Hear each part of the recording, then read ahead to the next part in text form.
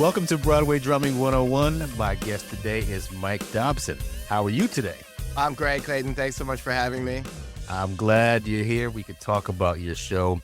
I sometimes get it mixed up when I tell my girlfriend, yeah, we got to see that show, Water for Chocolate. She's like, that's not the show. Called Water for Elephants. You are on the show right now, and you are playing drums, percussion, and tell me something before we even start, because I know you are a specialist at this. What is Foley art? Okay. So Foley means a lot of different things to people. Use the word in a lot of ways. In theater, what I'm doing in theater almost always when people call it Foley is that I'm doing live sound effects with the action that's happening on stage. And it can be anything from, like in SpongeBob, I would do the sound of SpongeBob's footsteps when he walked. And so that's Foley, where I'm making the sound that combines with the action. And it's very specifically part of the action, the movement on stage.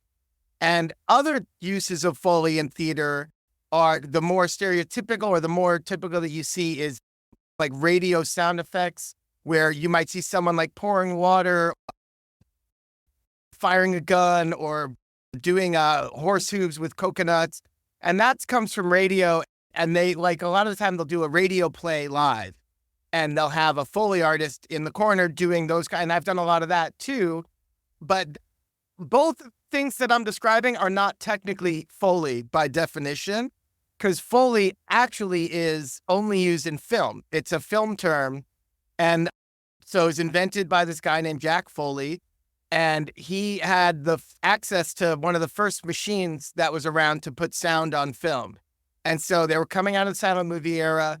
I think it was The Jazz Singer had come out, which is the first movie with sound. And then he had access to this machine, and he was a smart guy who was a jack of all trades. He was very mechanically savvy, and he figured out how this thing works and what the potential was. And he had the idea that you can record sound separately and then add it to the film and create the illusion that sound happened in the scene you were recording. No one had thought of that. No one thought that was possible. There's a famous story that he was working on a movie. I think it was Stanley Kubrick movie. So it was even later than the early days. But they had this whole huge scene of all these Roman soldiers marching into Rome or something. And they didn't like the sound. And they were going to fly the entire cast and crew back to Italy and reshoot it just to get the sound of the armor clinking correctly. And Jack Foley was like, no, you could do that here.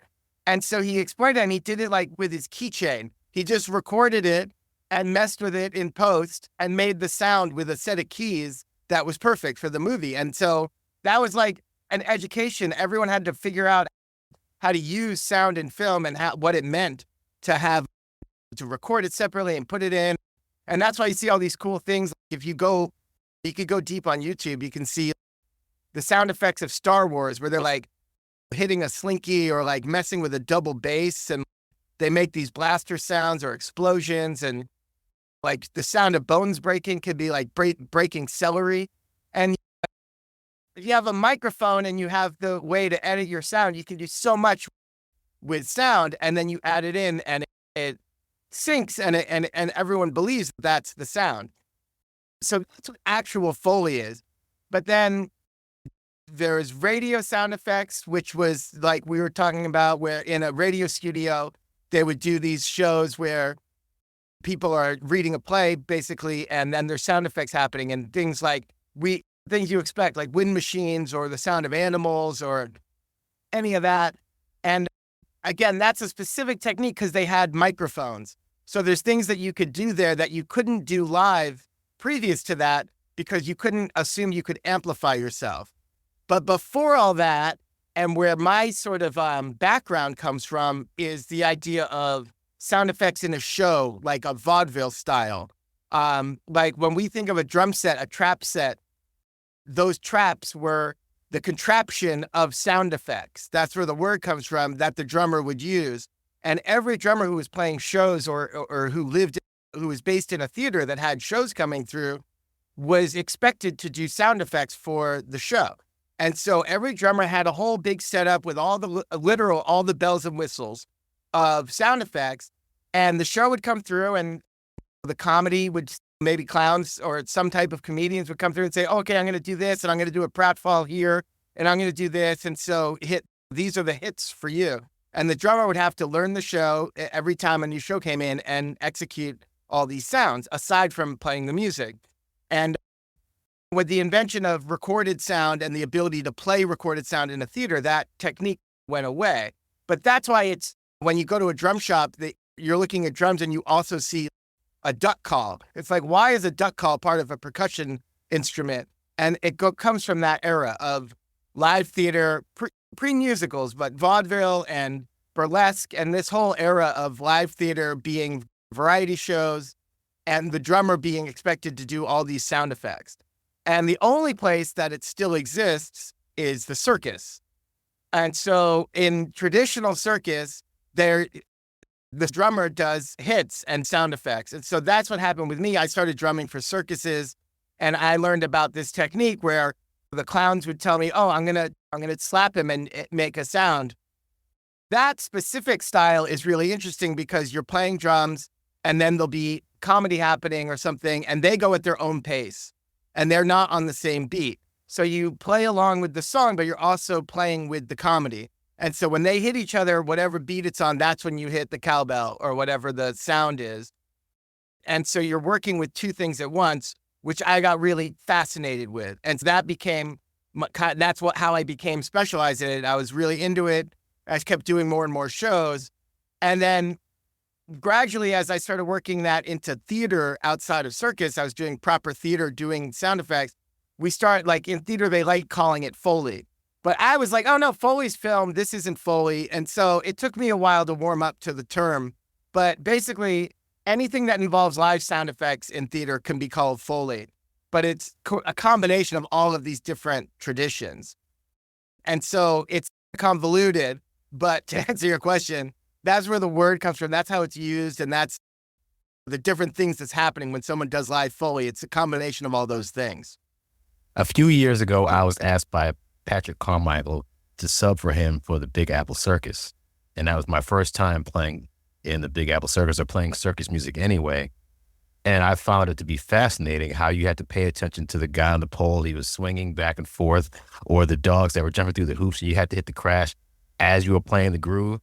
It was like you were just saying, it's intense, but it's also intriguing. And it's a challenge to try to get it right every night. But man, it's a whole other thing. It's not like you're playing a song and then you had to hit the hit that's written in the note. You have to really pay attention. So I totally understand what you're saying as far as what you're doing, and what the reason why we know each other is because I sub for Damien Bassman on SpongeBob SquarePants, and I got to see you in action. It's fascinating what you do up there. And I know right now you're doing Water for Elephants, and you're playing the drum set book and playing the sound effects at the same time, correct? Yeah, exactly. And like Water for Elephants, which I'm so into this show. I love it. And one of the cool things is that it's about a traditional circus. It takes place in the early 30s, and it's about a kid who runs away and joins the circus. And we have a lot of interesting circus elements in the show. There's all of these acrobats they brought in that are real acrobats that came to Broadway, and they're doing insane things, really high-level circus. But because it's a traditional show, when I presented the idea to the music team and to the director, oh, I can drum this like the drummer would back then, or I could do, what type of approach should we take? And then we tried a lot of things, but one thing that they loved was hitting the tricks and having me hit the tricks like what you're describing, where when they jump through the hoop or they do a big trick, that I'm doing an accent of some kind on the drums. And aside from punctuating it, what it really does is it creates an illusion that trick happened at exactly the spot that it was scored for. Most people don't think when they're watching it, they don't think, oh, the drummer's following the acrobat. No one's like having that thought. What they're thinking is that it all seems very in sync. And so if you write it out where the horns do a big hit on beat 4 for the trick, but the trick happens on beat 3, then it just doesn't feel as connected. It doesn't feel wrong. It just feels like a horn hit happened. but it doesn't feel like the hit and the trick were one thing.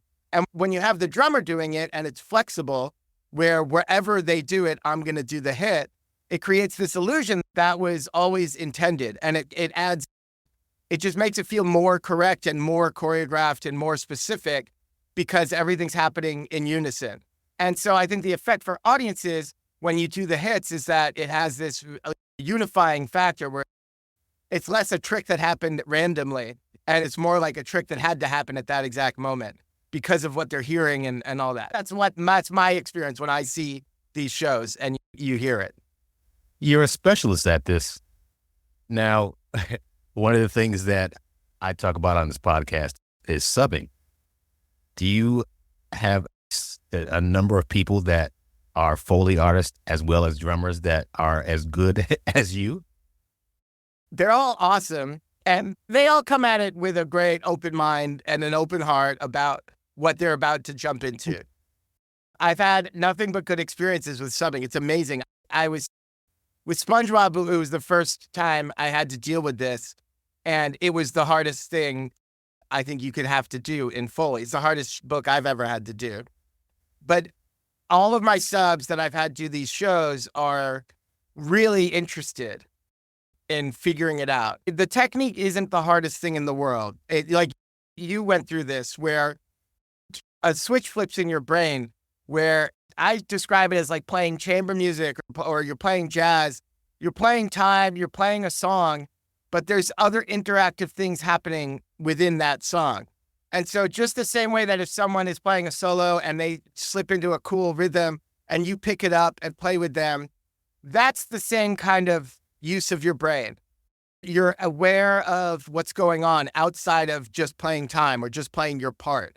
And you're cued into it. And we know what's going to happen and we know about where it's going to happen. And it's just connecting that thing where it's on 3 or it's on the end of 4 so that you lead. But you, instead of following a musician, instead of following a saxophone doing a line that you're going to end with, you are following an acrobat who's doing a flip that you're going to end with. But you're using the visual information the same way you would use the audio information of another musician. And so that's how I always introduce it to a sub. It's really that muscle. And it's about playing with other people and having a sense of spontaneity. But truly, it's not spontaneous. They're not improvising the acrobatics. They're doing basically the same thing every night. And maybe there'll be a sub that does a slightly different trick, but it's mostly the same. So you know what's coming. And the more you do it, you see so much information in what they're doing. It becomes so obvious from many seconds before the accent. You feel their body like, oh, here comes this move. Now they step here, then they turn, then they flip. And that's the arrival. And so you're so clued into that. So kind of thinking about it, I think is step one. It's just like realizing, oh yeah, I can do this. Anyone who's played jazz, anyone who's played chamber music with other people, they've done this before. It's just using the visual information the same way. And so then you start there. And then I think for that's for the hits, the circus hits. And then for the things that I think of as more Foley, where it's a sound effect that's not connected to the music. It's a sound effect that happens as action. If the guy gets stabbed with a knife, comedy stabbed with a knife. And I have a little squeak on that sound. We want it to be as close as possible to the impact. So it really feels like the knife made that sound when it, quote unquote, entered his body. And that, in that case, you're really not thinking about beats. You're just thinking about precision of getting the sound with the action. Whereas the circus tricks, you're thinking about hitting the beat, hitting the tricks, and you want it to be as close to the trick as possible, but you're also rounding to the nearest beat because you don't want to be playing and then just throw in a random note that's not on any beat because then that really messes up the feel and the groove. And so the circus tricks, the real difficulty is not letting your brain convince you to do a trick that's a hit that's out of the pocket. And so you do a trick, you lead it to beat 4, or you lead it to 1, or you lead it to somewhere that feels right and it feels like music still. Whereas the sound effects that aren't connected to the music, you're thinking as tight as possible. and there's not a relationship to the beat. And so in Water for Elephants, we have a little of both of those two things going on. And I guess SpongeBob is the same way. And so you have to decide, am I fitting this in the pocket? Am I making this rounded to a beat, or am I just going for precision? And so those are the things that I think it's more stressful for subs to do the precision one. The hits feel normal. It's like, it feels like something you've done as a drummer. But the Foley, it's often solo. There's no conductor helping you. You're just watching a clown on a screen, and they're doing these things, and you're doing very loud sound effects that everyone's hearing and everyone's aware of. So it's a little bit of higher pressure, I think. And so that can be more intimidating. But SpongeBob was like 90% that. The whole show was all this very specific Foley.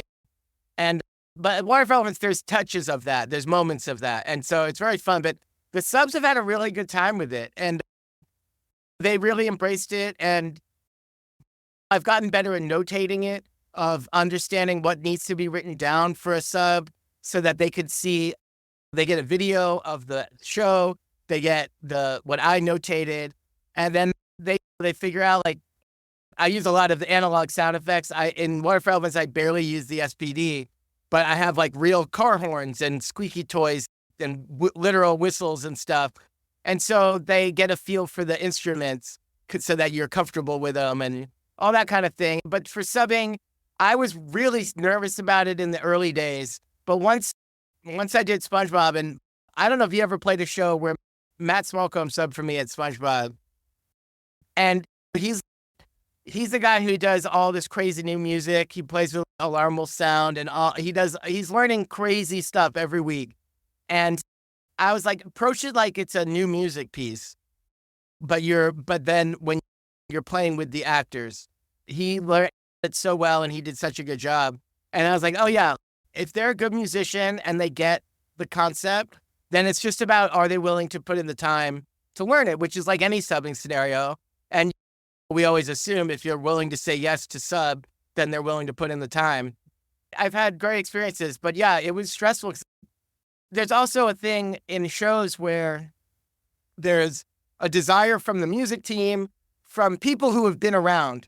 They go, let's make this a little easier. Let's make this a little less risky for subs. And people want to not have as much specialty. And so I get away with a lot of it. And I get away with a lot of music teams being like, okay, Dobson, we'll let you do this, but like, we're going to find a way to make it subbable. And at SpongeBob, that was a big conversation because before Damien got involved with the show, I would play drum set in the rehearsals and the workshops. I would do drum set in Foley. And it's not, you have to make some sacrifices if you're doing a lot of Foley sound effects while you're playing drums. You can't do as intricate a groove if your one hand is playing a bunch of sound effects. And it's just way harder to do that constantly throughout a whole show. And so we had a conversation. Tom Kitt, who was the music supervisor, was very generous about it, making sure I was okay with the idea of, in the future, when this goes to Broadway, we don't want your chair to be impossible. And we want to have a drum set chair and then a Foley chair where you play percussion, because then the percussion, if we need to have it drop out because there's so much Foley, we're not literally losing the drums from the show. And so it was all, I was like, yeah, that's very smart. But that's what people are thinking when they see you do this in development. They go, oh, that seems hard. Are we going to be cool with this for subs, for the future? So a lot of red flags start going off. So you have to understand, if you're doing anything like this, anything specialized really, that there's a lot of people that their job is to make sure that the show's going to be consistent. And they don't really care how cool your book is or how much you get to do your favorite thing. And so you have to be willing to negotiate with them and find the balance of what's going to work. And I think at Elephants, we had a lot of conversations about that, and it was great. Like, the team was so fun and easy to deal with, and they were excited by it. So it was never like a bummer for me. It was always like they were presenting me with a version like, oh, here's the challenge to make it like this or make it like this. And so that was really fun. I remember during the pandemic, I was speaking to a friend of mine about playing drums for Broadway, and he was like, you guys are like an elite group of people. There's about 20 musicals that happen at any given season, and there might be 15 percussionists. So it's 35 people out of tens of thousands, maybe hundreds of thousands that want to do what we do. So it's a very specialized field of performance. Now yours is like even more specialized because you are doing something that very few people know how to do or even have been exposed to. Is there kind of a Foley guild, a Foley union? There's a lot of people who do it for movies. There is probably a guild. Like there's a Foley artist on every movie. And coming at it from that side, I think would be smart. Even if you're a drummer, if you want to learn about this, coming at it from the film point of view is very smart. There's people who can teach it to you. There's people who are professors at colleges for Foley. And so you can learn Foley, but what you're learning is you're learning post audio. It's not about music. It's about audio, and you're learning recording. You're learning how to work in a studio, and you're learning the norms of the industry of film. And so when it comes to what I'm doing specifically for live theater, there's some sound designers who are very into Foley and are very into sound effects specifically.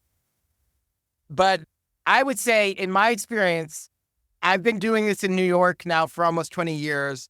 I've always been interested in it, and I've never met another drummer who's interested in it beyond subbing for me or having a taste of it, or that came at it before they met me.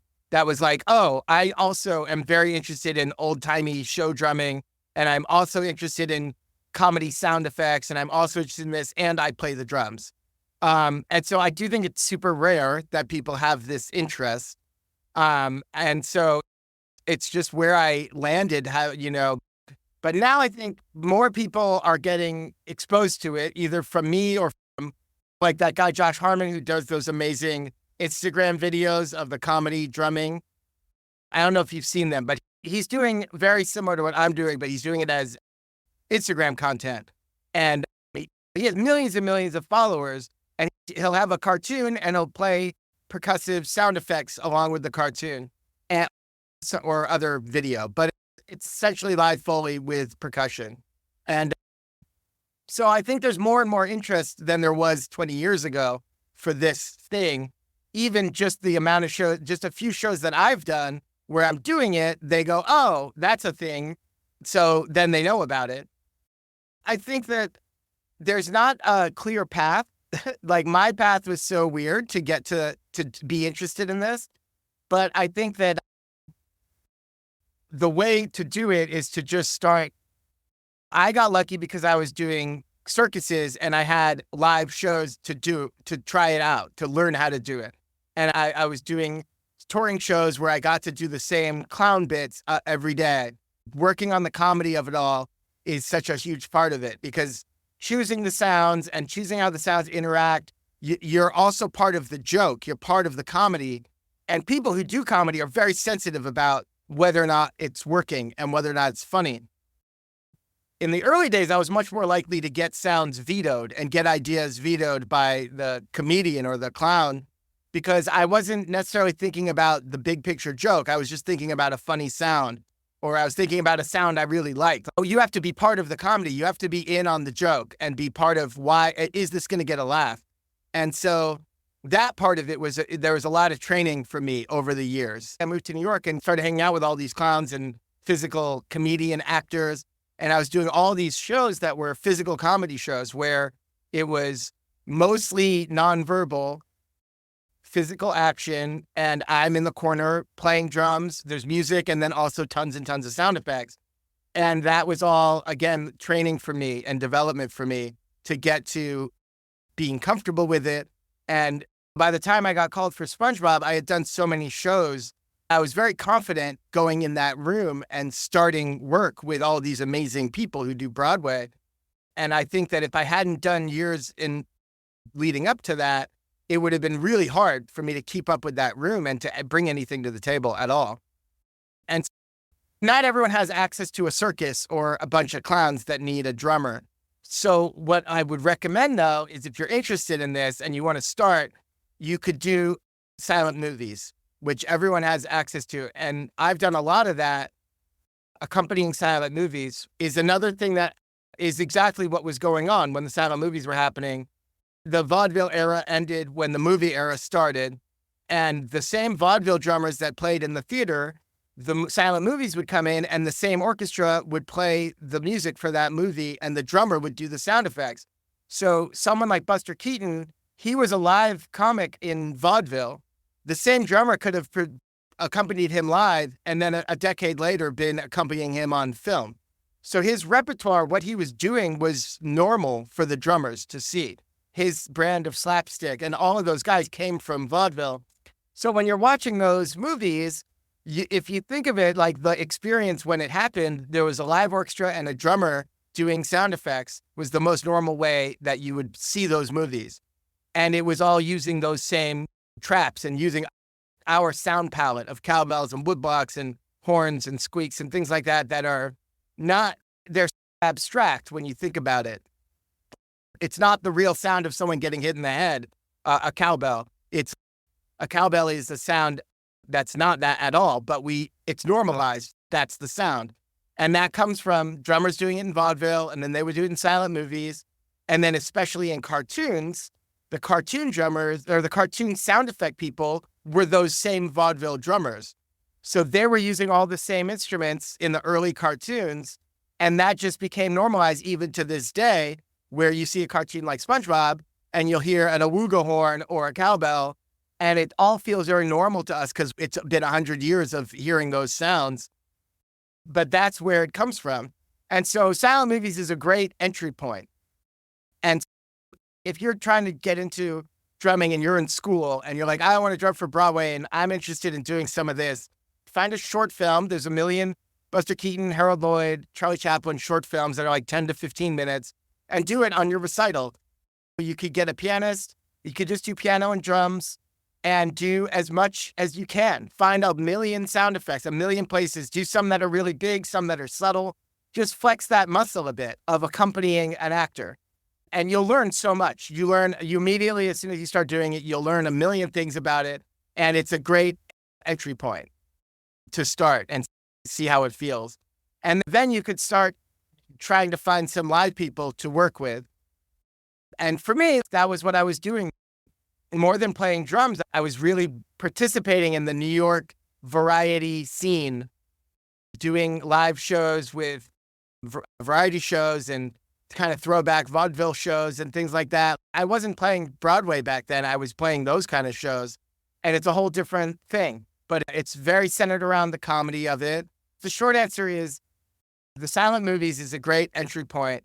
And if you're really interested and you're surrounded by people who are performers, there's someone in every group of actors, there's someone that's a little bit of a silent movie nut. Find the actor that's practicing falling down a lot and be like, hey, we should talk. Those people exist. There's lots of actors interested in that kind of work. Did you start out looking that way, or did you start out playing drums? What was the inspiration for you to get behind the drum set? Yeah, I was 12 and my friends' music was cool. My parents were into it and I wanted to play drums. It was just like in my mind, I wanted to be a drummer. I started right around the end of elementary school, beginning of middle school, trying to figure it out. I had a neighbor who was a drummer who was older. He was like 18 and he gave me some of his old drums, some old broken stuff. And I had just enough to hit things and I knew nothing. And then I wanted to take music in school, and the band director, this is very normal. If you want to play drums, you have to play percussion. And so I started percussion in school.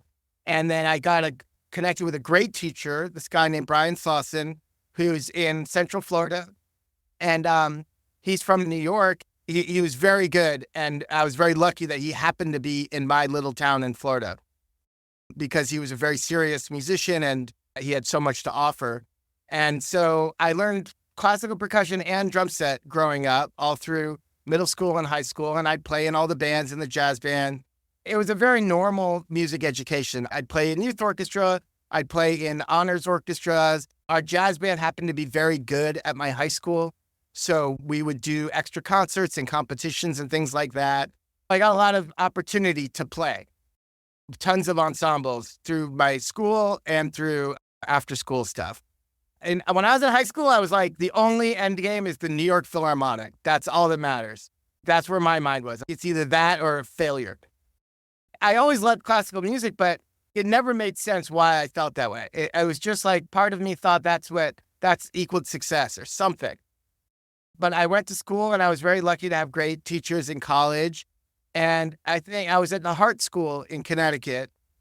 And my teacher there is Ben Toth. He was amazing. He's still there. He was really into exposing people to different things. So he always had teachers coming in, a guest teacher every semester to do something else besides your regular training. And so it was a classical degree, but I had lots of opportunity to play drum set in different ensembles and to do extracurriculars and do the musical theater shows and things like that at the school. But it was the kind of open-mindedness of that program that influenced me so much. It was like, oh, we're going to have a guy who does traditional Cuban music every week. You're learning that aside from your lessons. And then, oh, we're going to do Brazilian music. We're going to do African Ghanaian drumming. And we're going to do, Glenn Velez is going to come and do frame drumming. And so it was not just a masterclass. It was a semester or a whole year of one-on-one lessons with the other teacher. Just the same type of strenuous schedule as your regular lessons with the stuff the traditional stuff. And so doing that stuff and kind of getting exposed to contemporary music and the idea of anything can be a percussion instrument, found objects, and you're playing on tin cans and things like that. All of that sort of was hitting me at the same time, right? And then I graduated from Hartt and got this call to do this first circus job. I was about to move to New York to go to grad school, and it was a summer-long tour. It was like, great, I'll spend the summer doing a circus. It just sounded really fun. And so I brought this whole big rig of cool sounds that was influenced by me into being interested in modern music, really. And I had all these interesting sounds, and for some reason, I had a lot of old-fashioned sound effects already. I don't know why. I had never done anything with them, but I had some cool car horns and some vintage instruments that I had picked up along the way. And so then that's how it started. And I didn't know it was a thing until I got to that circus. And when they first told me that, the drummer does the sound effects, it all made sense because I was like, oh, yeah, why is a slide whistle a drummer's instrument? Like, why on earth do we have that? And somewhere in the back of my head, I guess someone was like, yeah, in the old days, drummers would do sound effects. But I didn't know what that meant. So, and I certainly didn't think it was out of time from music. Because we've all played a piece of music where, especially in theater, where there's something written, oh, blow a siren whistle or honk this horn, and it's part of the music. And so I guess I always thought it was like that's what it was. But I never thought it was sound effects that were happening separately or independently from the time, the tempo or the pace of the music. So that was, it blew my mind. And that's how it all started. And I was moving to New York. And so that summer was great. I started grad school. I was going to Manus and doing classical music and contemporary music and playing gigs around town. For me, most gigs were drum set. Like you play it anywhere. And I was throwing my drums in the car and going all over the tri-state area to play anywhere that would have me. So I was always playing drum set, but I was more seriously studying classical music. Then these worlds started combining, and I met more and more circus people in New York. I kept doing more and more circus shows that gave me an outlet to explore these things. Being part of these shows and helping create a show with a small cast of clowns, you're adding a lot and you get to throw your ideas out there. It's a small show that's going to run off Broadway for a month. If it's 5 people performing, including you, the drummer, you get to be part of that show in a way that's different than Broadway, where there's 100 people. They don't necessarily need the drummer's opinion on every topic on a Broadway show. But when you're doing a small show with a group that feels like more of a collective, you get to influence it in a different way. You get to use your ideas. You get to explore ideas. You get to see what works and what doesn't work. And so that all was going on for me in New York. in those days. This was like 2005 to 2010 or so. I was doing grad school, doing these types of shows. The director of SpongeBob, Tina Landau, saw one of those little off-Broadway shows. She said, oh, this is interesting. This guy's doing Foley for the actors. That's cool. She just cataloged it in her head as something she thought was cool. Then she got the call a few years later for SpongeBob, and she thought, oh, it would be cool to have that, to have live Foley. She just called me, and that was my entryway into Broadway. I had never subbed or anything. I was doing a different side of the industry, doing these variety shows and things. And so she called me and asked if I was interested. Of course, I was interested. And then we started developing, and there was years and years of workshops of that show, which was amazing because the Foley became so much a part of the show. And we developed ideas that we'd spend during the summer workshop. They would stick and they would stay. They become part of the script.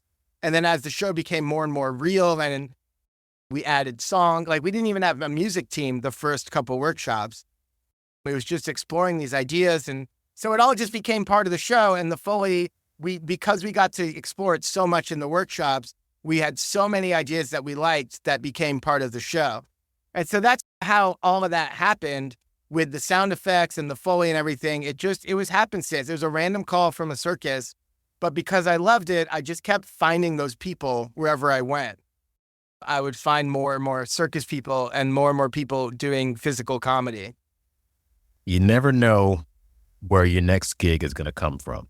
And I highly recommend that people just get out there, just like you did, just like I did, like most other successful musicians. You just get out there and play, because you never know who's in the audience. There were times where years ago I would be playing and look to see who was there, and maybe Larry Blackman from Cameo was out there. Maybe he'll take me on tour, but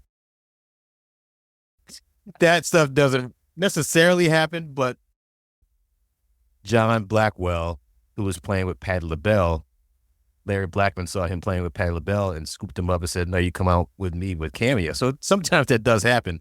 But for the most part, you just get out there and play, and the people that you work with, for instance, how I got into the whole Broadway thing. I was playing in a club, and the guitar player, Matt Beck, he used to sub on Broadway, and then he recommended me for this show called Footloose that was going, it was a bus and truck tour that I did. So it's just basically working with somebody outside of Broadway, just like you were working with somebody doing the circus thing. It wasn't, Broadway wasn't necessarily on your radar, but you wound up getting into Broadway through somebody else. So just another thing to put out there. But the thing about Broadway, what I was going to talk about is when we connected on SpongeBob, which is a show that I really loved to sub on. The music was great. The show was great. Ethan was great.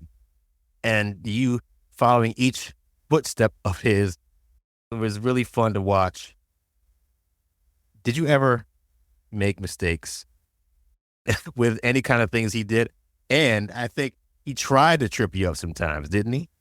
Yeah. So first of all, I made many mistakes. And most of them are subtle, though. It's just like when you're playing drums, you hope that your mistakes are subtle enough that no one really notices. You're not making big mistakes. But one of the best ones that's most memorable is the scene where it's the John Legend song, Guess I Miss You. It's a ballad. Patrick and SpongeBob got in a fight and they miss each other. They're both climbing this mountain. They're taking a break to sing this song. There's a moment after a SpongeBob line where there's a gentle gust of wind that sort of helps transition over to, or it's after a Patrick line, it transitions over to SpongeBob singing. And I happen to have the gentle gust of wind button next to the giant explosion button. And so I fired the giant explosion. And the best thing is that Ethan, this is Ethan Slater, who's a great actor who played SpongeBob. When he heard that, he had to go with it. So instead of it being a gentle gust of wind and then he starts singing, he treated it like there was this giant thing falling on him. And he spent that whole verse in fear of what was going on. It was amazing.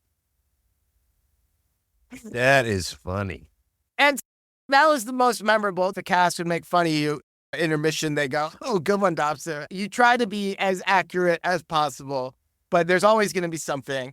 But yeah, there was a game that we would play because I'm always doing footsteps. So sometimes we would stop for break right after a scene, and Ethan would be walking across the room just to get his water, and I'd keep doing his steps, just messing around. And then he might start running, or he would go really slow. And then we would do these games. And so we were like, oh, that has to go in the show. We, meaning the director, was like, oh, we got to do this. So there was a part at the end where he's walking up stage to grab a microphone, and then he does a fake out. And then he finally puts his foot down. And so that made it into the show, but it's all based on us screwing around in the room. Then also within that scene, he would also have license to actually try to trip me up. So he wouldn't do it the same way every time. He would sometimes put his foot down really slow. He would sometimes start slow and then go really fast. And he would sometimes then trip me up in the show live in the part of the game of tripping me up, which was really fun.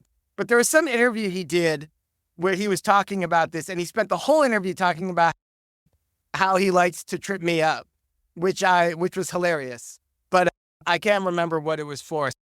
Some interview he did talking about tripping me up with the footsteps. But so it's public information now. There's sources that can back this up. You know, speaking of making mistakes like that, when I was subbing for Patrick at the Big Apple Circus, at the end of Act 1, the theme of that particular show was Dream Big, I think. At the end of Act 1, it's like, dream big, and you're supposed to hit this explosion on the pad. Instead of hitting that explosion, I hit the sound of a descending whistle. Bing! Everybody in the band looked at me like, yes. Yeah, the band loves nothing more than a giant closed wrong sound effect. It comes from a place of trust. When we're building these shows like SpongeBob, I had to spend so many days in workshops nailing it to earn the trust of the director and the actors that I was going to be there and going to do it right. And it's just like when you're a drummer and everyone knows that you're good and that you know what you're doing. When you make a mistake, it's just funny. They don't worry like, oh, can this guy do this? There's a difference between like being comfortable playing and sounding bad and being really good and making a mistake. And so that's a huge part of this, is that when you have everyone's trust and you've proven yourself, you can make mistakes and it's not a big deal. You'll remember them forever and they'll keep you up at night, but you're not going to lose your job over it because you're doing everything else. You're doing 99.9% right and you made a mistake. And sometimes I think that's like a distinction that people don't quite see with if they're subbing or they're playing a show and they didn't put in the time. They might be a great musician, but they didn't really learn the book and they're making all kinds of mistakes. It's we all know you're a good musician, but we also know that you didn't learn this book. Those aren't mistakes that happen from, you weren't in a place of being comfortable and confident with it. You're scrambling and you're reading and it sounds like it. And if you're subbing, everyone in the band knows the difference between someone who knows what they're doing, knows the book and makes a mistake, and someone who's like barely keeping up sight reading. And when you get the trust of the band and the team, whoever's keeping tabs on you, when you have their trust, everyone's human. Everyone makes a mistake. And so that's normal. And so that's why you get some leeway. That's why people laugh, because they go, oh, you're killing it, but you made one mistake. That's funny. When you're not killing it, no one's laughing. Mm-hmm. People are just waiting for you to get out of there. Speaking of killing it, I recently saw a post that you put up on Instagram of you behind your setup at Water for Elephants. And it is a split screen of what's happening on stage. It was pretty fascinating to see. And usually you don't see that stuff unless you're watching somebody perform in the pit. What's your setup like on Water for Elephants, and how different is it from what you had at SpongeBob?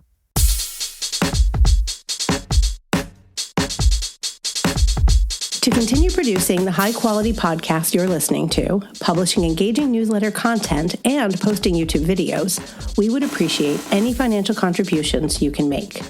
At this time, we have no advertisers, and we'd like to keep it that way. Our staff is small but growing. We can only produce a show with listener contributions from people like you. There are a couple of ways you can do that.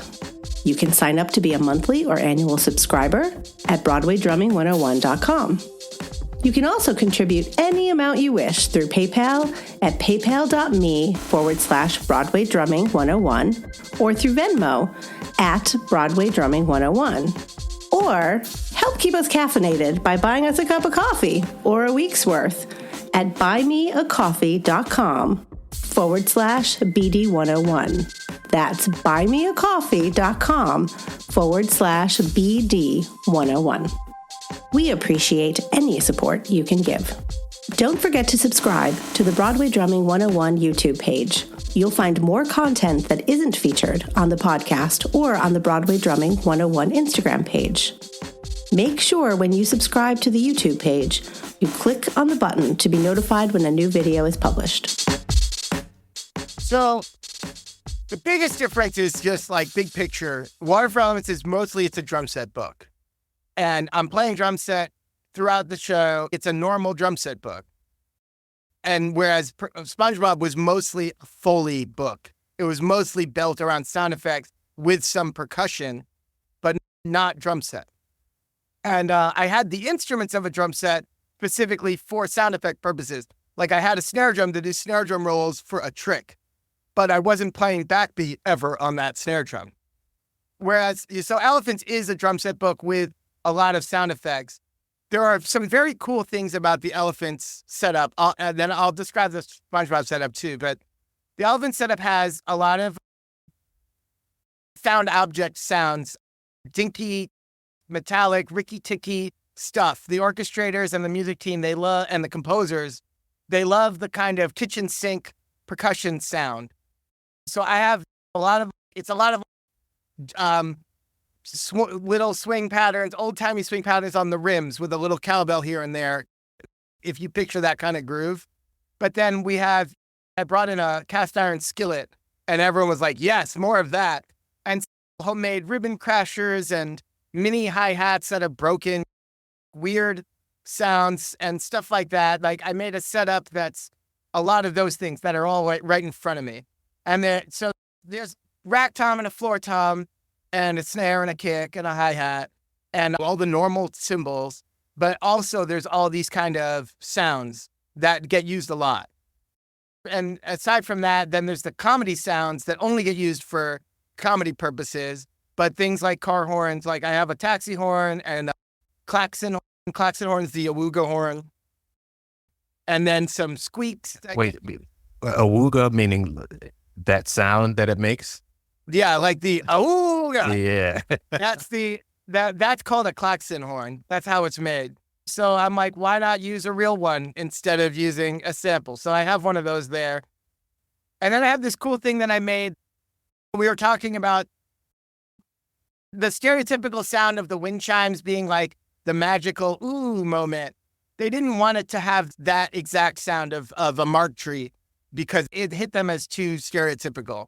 So I made this thing of bells. It's like little bells that you would ring, like something that would be tied to a shop door. I have baskets of them, and I strung them all up.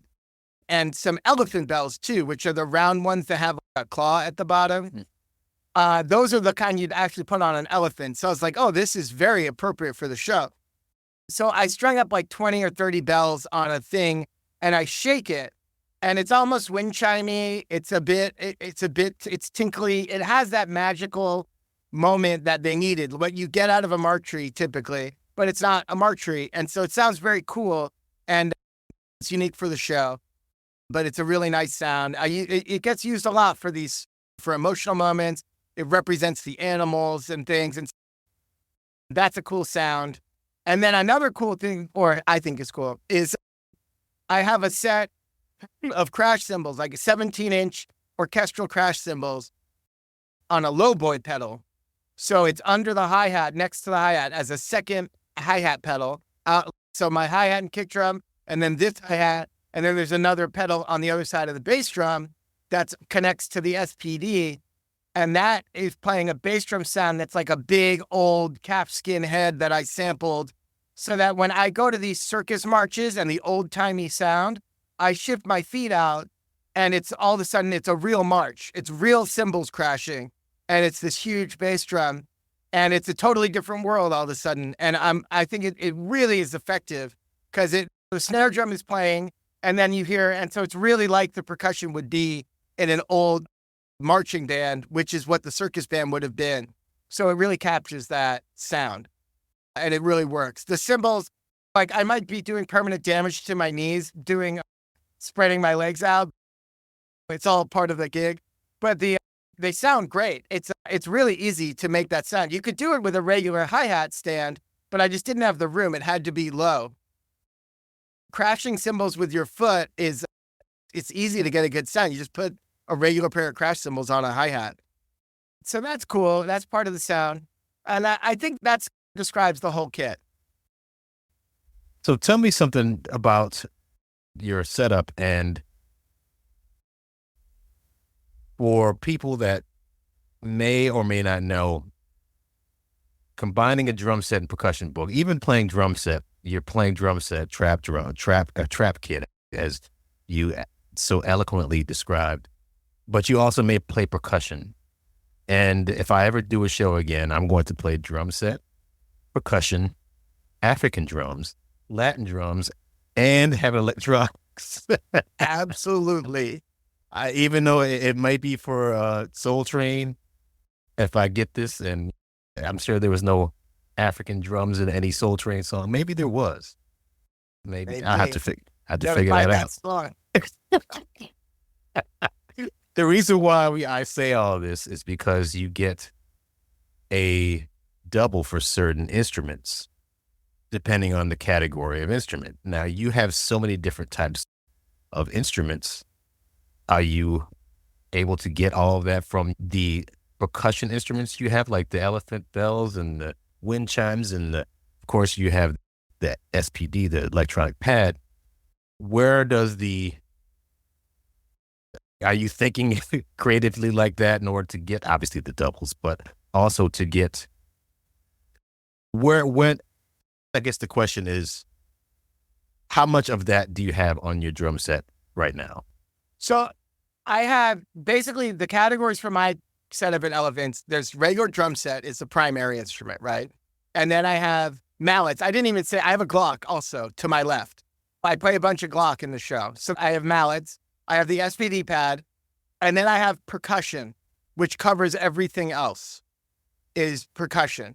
So often the drum set will cover a certain amount of traps, a certain amount of extra sounds like cowbells and woodblocks, tambourines. And then eventually you hit a line where there's too much weird stuff that it can't be considered drum set. It has to be also percussion. And then that pretty much covers anything you would hit that's not in its own category. With timpani, hand drums, those would still have their own category separately if you had them.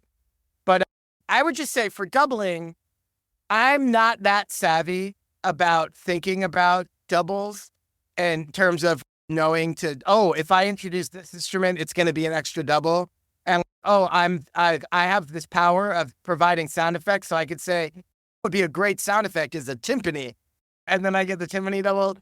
But it, after the fact, it always occurs to me. I'm like, oh crap, that could have been a timpani. And that would have been, but there's music teams are very aware of people trying to get doubles. And so if you ever come across as trying to slip doubles in, they, again, like red flag alarm bells go off and they're like, yo, chill out.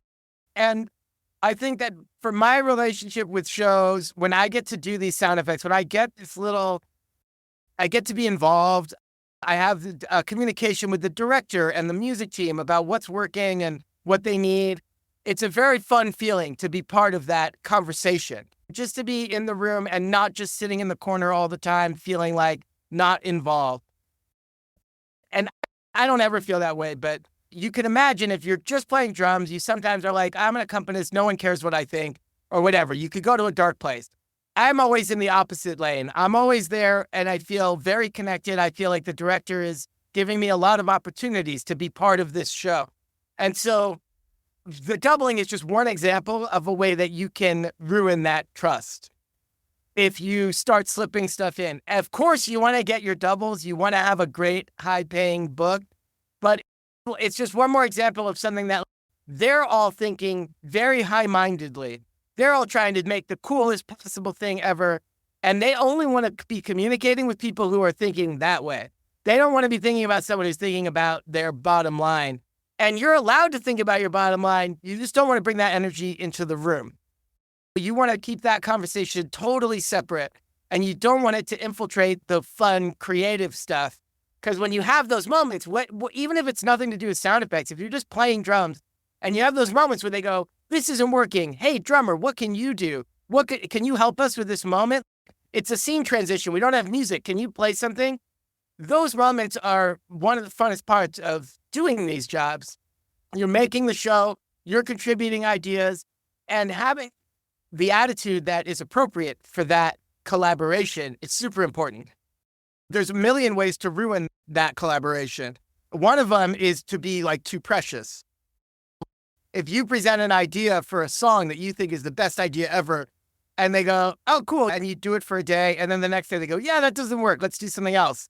And if you get all pouty about it, they're not going to want your ideas anymore because you're too much, you're too dramatic, you're too much baggage.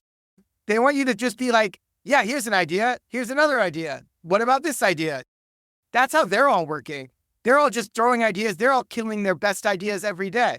So they expect that from everybody that they're dealing with. So they can't relate when you go, oh, that was the coolest idea ever. How can you guys not like that? They're like, what? Crazy talk. And so anything that you can do to preserve the fun, collaborative energy, I think is awesome. It's important.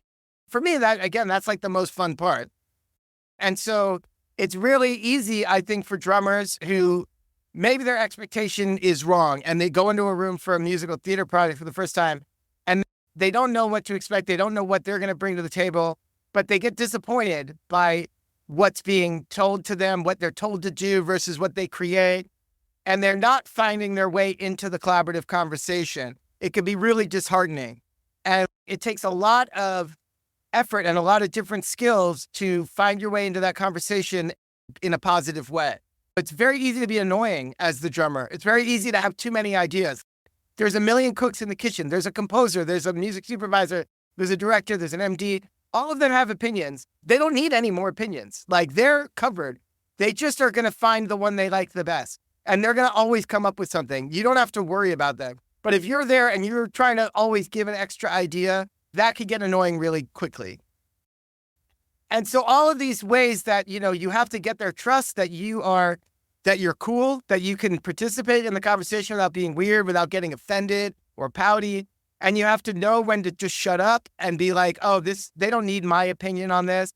And when they come to you and they go, try something, you just have to be game. You have to be open and not be shy about it because they're giving you the mic. They're going like, okay, your turn. Give us the idea. And so that takes experience, I think, to learn how those things go, to make it fun for yourself. And I think those conversations and that collaborative environment, people don't get it if you've never done it. It's really hard to know what that is until you've done it. And it's just such a big part of musical theater, really. If you're a drummer and you're talking about how transitions work, how intros and outros work, and they point at you as a drummer, without doing anything outside of drumming, you have the ability to influence it, to help, to be part of the creation of the show. And by adding ideas and your ideas, and it is a very fun, rewarding thing when you have an idea that sticks and the room goes, oh my God, that's so cool. We got to put that in. And sometimes they die a month later or whatever. But that is a very fun part of it. You're bringing an idea to the table that is in a way that they welcome. And I think finding that line is key. And some people maybe aren't that type of drummer. Maybe if you aren't that type of drummer, if that doesn't sound fun for you, if it doesn't sound fun to navigate these channels and make sure that you're communicating well and hearing what they're telling you, all that stuff, and finding the right way in with the ideas, that's so much of the job of new shows. So if you think you want to do new shows, you need to understand that's a big part of the job, is being open and available to that communication and that creative stuff. with all of the percussion that you have in the show, do you prefer to play live percussion or do you like the pad? I always prefer live, analog for almost everything. But what you can do with electronics is amazing. And SpongeBob would have been a totally different show if I didn't have the electronics. And so, like, when I was describing my elephant setup, it's mostly analog, right? And the pad, there's a couple sound effects on it, little one or two sample, or not literally one or two, maybe a dozen samples on the SVD, and that bass drum that I described on the SVD. But most of it is real tactile things. On SpongeBob, I was running Ableton, the software, with all of these sound effects. I had sound effect. They sent me a whole library from the cartoon. So the sound of SpongeBob's foot was the actual sound from the cartoon. I had access to all of these sounds and we would put them in, and I was making tons and tons of sounds that we would use. And it was really in the world of SpongeBob, which is a combination of kind of acoustic things like a cowbell or whatever, or those samples that they use. And so we were using tons of samples, and I was working quickly in the room using Ableton. I use a launch pad or an Ableton push that it's like a thing, like a square this big that's flat with 64 buttons on it. And when you use that in Ableton, you can very quickly manipulate what the sound is and how it functions. And does it loop and go until you stop it? Does it just play once? Does it repeat itself? All of that you could do on the fly in the room. And so being able to use Ableton when they go, okay, now there's a foghorn. They don't give you warning necessarily. You just go, oh, I have to load a foghorn into Ableton so that the next time we do this scene, I'm playing a foghorn. And so when you're in that chair for sound effects, having Ableton at your disposal or having a software at your disposal, for me, it's Ableton, is huge because you could bring your sound effects library, you can make sounds in advance that might fit the show. And they go, okay, we're going to have this type of thing, or what does this character sound like? And being able to use the electronics, it allows you to do things very quickly. Whereas on other shows, you have to go, okay, cool, that's a great idea. I'll bring in something tomorrow if it's not going to be a sample. An example, the last show I did was Gutenberg, which had tons of sound effects also. And the conceit of that show is it's these two guys that are pitching a show. So the two guys come out and they're just regular guys from New Jersey. And it's a one night only. They've rented a Broadway theater and they brought an audience there to pitch a show, hoping that someone in the audience will produce this show. And they're doing every character and they switch hats to be different characters, but they do this whole musical, but they go in and out of character where they're these guys from New Jersey versus the characters of the show. And part of the conceit is that they've hired a wedding band from New Jersey to play their reading of their musical. And that's us, the band. And so the whole team liked the idea that the drummer of this band has to do a lot of sounds, and they liked the visual of it. And so I was using tons of analog stuff, but there's no rules. So we also used electronics for sounds that we wanted to be something I couldn't play live or isn't an instrument. But so for that one, for an example, there was a funny thing where one of the guys slaps the other one in a scene, and they're in character, but he slaps him 3 different times over the course of 10 seconds. And they're like, I was using a slapstick, and I'm playing drums, so I'm swinging one of those spring slapsticks over my head. And they were like, we love the visual. Can you use a different slapstick? So they loved the idea that I'm playing and I'm fumbling around switching slapsticks for every slap. So I used 3 different slapsticks in that scene. And it was like, oh yeah, that's like such funny thinking about it. But it's all, oh yeah, I'll just keep bringing in more slapsticks so that I keep using different ones. From a purely sound effect point of view, it's not necessary. The common sense would be to use the same one. But for comedy, it was like really working for them to have it be 3 different ones. It could have also just as easily been a sample And it might have even sounded better. We could have done an accurate sounding slap. We could have done a cartoony slap. We could have done anything. But the slapstick fit like the world that they created. And then the 3 slapsticks created the joke of it. And so as an example of electronic versus analog, or like what instrument you use, like you never know where you're going to find the joke or the best version for the show. Sometimes it's not the best sound. It's the best combination of things that makes it the best choice. Do you have a favorite sound effect moment outside of that one from the shows that you've been on? And is it because of the sound that you make, or is it because of the audience's reaction from it? There's one that comes to mind. When we were doing SpongeBob, we were building the show. We did it in Chicago for the out of town. We were getting ready to go to Chicago. And there's 2 big moments where something like falls a great depth. And in the shorthand, they were like, oh yeah, it's like a long slide whistle.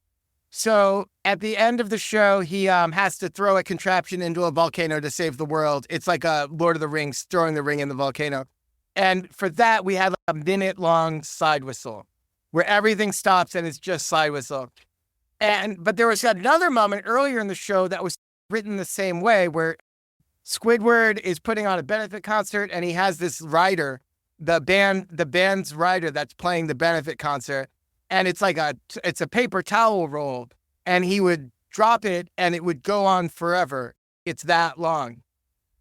And they were like, oh yeah, we can't use the slide whistle twice, but it's the same idea. And we were like, oh, what's that going to be? And we got done in New York and we were headed to Chicago to start tech. And I was making this sound on the plane. But the idea was that instead of it being in the world of the show, that he's dropping this thing and it goes forever, he's dropping it into the pit, and our MD's sitting there. So I was like, what if it hits the keyboard? Like the sound is the thing hitting the keyboard, and then it's bouncing around the pit. And so you hear everybody like instruments, and it's like, it's going through the orchestra. So like it's actually in the theater is the joke. And so I brought it in, and I remember I was making it on the plane. And it was the time where there's a famous like reoccurring joke in SpongeBob of my leg, where some catastrophe happens, there's an explosion, and you hear a random character go, my leg.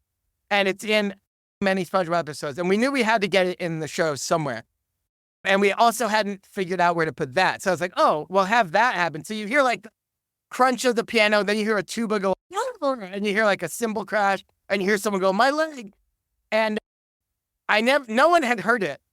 And we were teching the show, and we got to that point, and he dropped it on the keyboard, and I played this sound, and nobody knew what it was, but they thought it was, in the moment, they thought it was real. They thought it actually hit the keyboard, and it actually and they were like, what is going on? And it got a huge laugh in tech, and then it stuck. And we had I had it so long. I had the sound of a cymbal. It ended with a cymbal just slowly swirling on the ground for 20 seconds. I mean, we're cutting that. It was such a moment where it was a big laugh in the show. It was a surefire laugh in the show every night. And it was a sound effect laugh. And it was something that was like solving a problem where we didn't know what that moment would be. So for me, I was like, oh, that was like me earning my whole fee, was like, then I brought that joke to the show. There were other jokes that were sound effects and other things, but that one I was like so proud. And it was like, other people were involved. It had so many parts to it, but because of the way that everyone heard it for the first time in tech, and we hadn't talked about it before then, it was very clearly like I got credit for it. Maybe more credit than I deserved for it. Where sometimes you have a great idea and you don't get credit. For that one, it was all like, Dobson made that joke. And so I got to enjoy the spoils of being the one that made that joke. But so that one comes to mind. That's one of my favorites of all time. Speaking of getting credit, there is discussion in the drumming community as far as the creative process of doing a show. And when you're creating the drum book, or like yourself, you're creating the percussion and drum book because you're a Foley artist, you have to come up with all this stuff. Where do you draw the line between you writing the drum book and not getting orchestrating credits? and getting orchestrating credits? Yeah. So I've thought about this a lot, and I'm spoiled. I got very lucky because I came into SpongeBob from Foley first. I was able to get a job. I was hired as a designer, like on the creative team. I was the Foley designer. And so that afforded me a separate contract from my 802 musician contract, which was a lot of perks go along with that, aside just from more money. And it allowed me to be considered part of the team that made the show, not just a drummer doing some sound effects. And so I'm very lucky that I had that. That happened because the director and I had a great relationship, and she went to bat for me and said, he's going to do this show and he's going to get credit for what he's doing. That was like never a question. And it all came from the director having my back. No one was like fighting it, but they don't want to spend money. No one wants to spend extra money. So of course they're going to fight it, but everyone was cool with it. They made that deal happen. It was an amazing thing for me. I would say in general, though, I don't push for that at all on a show because I'm often not doing that much development the way I did with SpongeBob.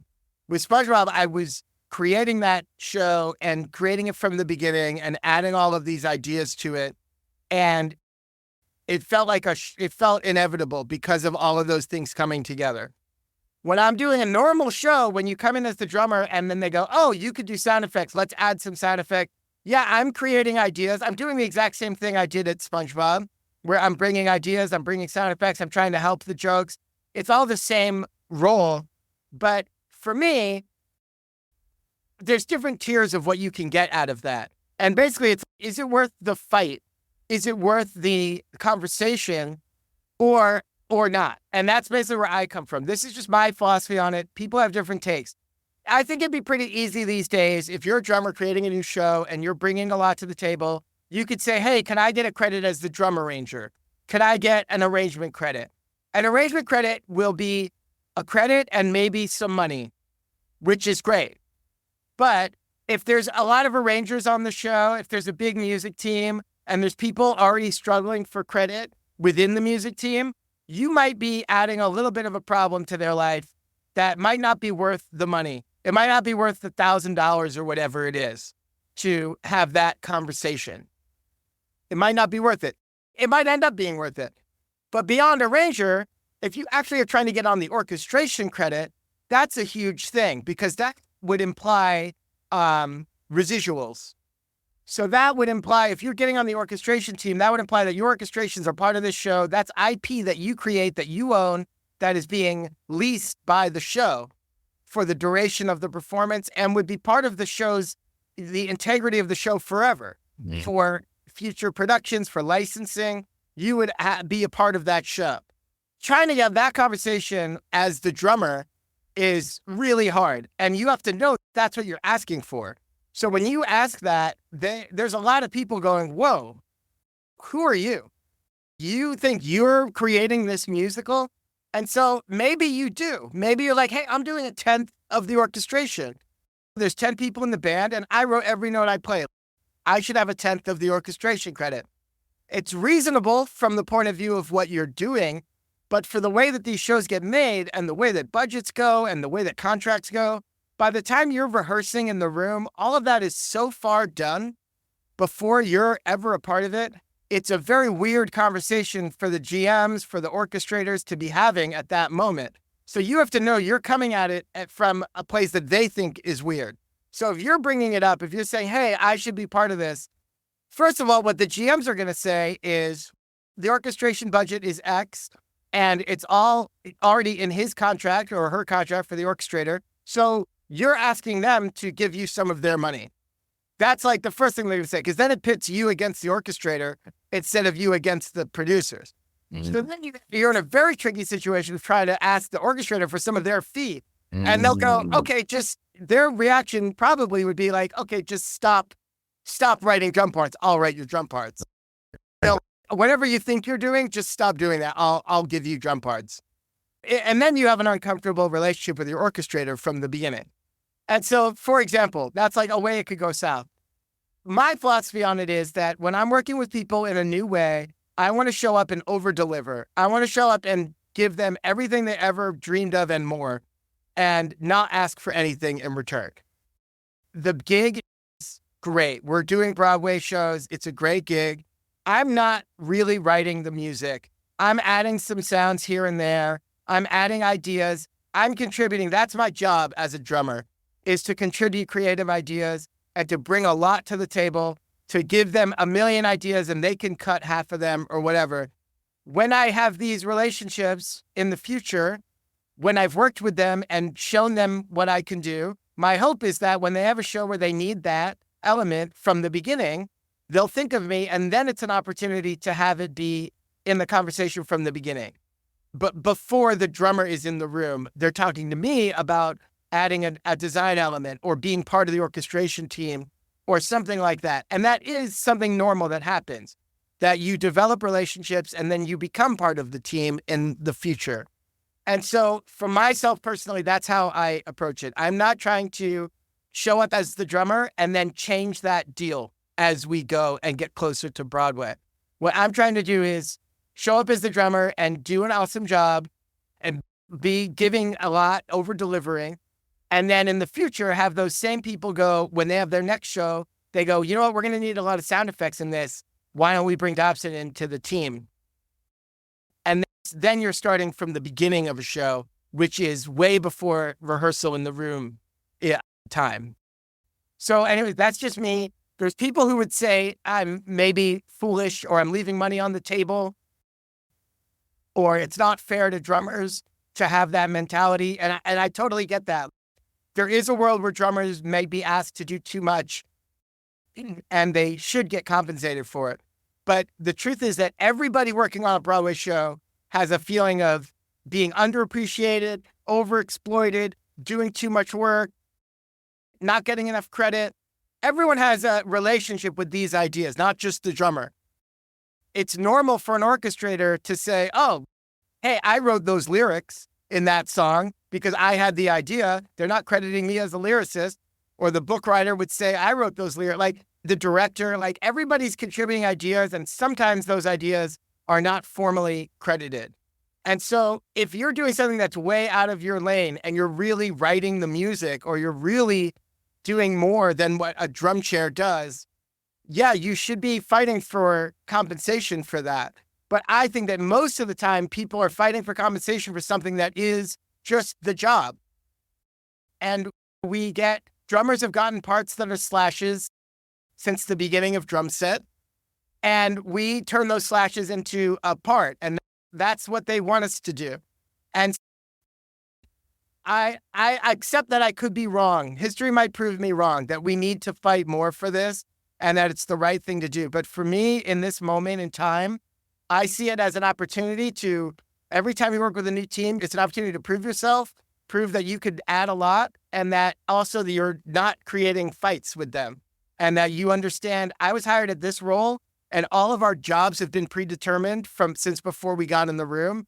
And I'm not going to suddenly make a problem and say, you know what, actually, I'm doing your job too, so give me half your money. Because that's how it comes. They don't know you. They're like, what are you talking about?